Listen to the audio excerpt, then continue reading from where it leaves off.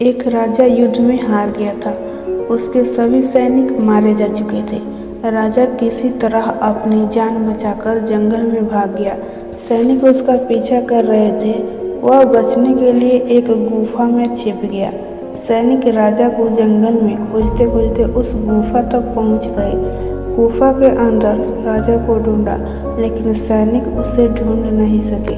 बाहर आकर सैनिकों ने बड़े बड़े पत्थरों से गुफा बंद कर दिया। गुफा बहुत गहरी थी। अंदर से अंदर की ओर राजा छिपा हुआ था और काफी थक चुका था। भूख प्यास की वजह से बेहोश हो रहा था।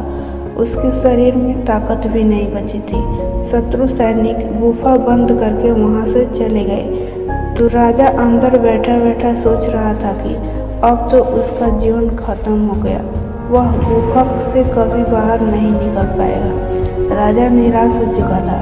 तभी उसे माँ की एक बात याद आ गई। उसकी माँ कहती थी कि कुछ तो कर, यूं ही मत मर। ये बात उसे याद आते ही फिर से ऊर्जा आ गई। उसने सोचा कि कोशिश किए बिना हार नहीं माननी चाहिए।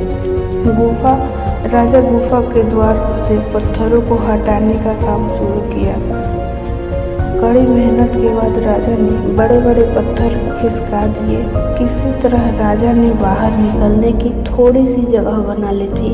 राजा गुफा से बाहर निकला और अपने मित्र राजा के पास पहुंच गया।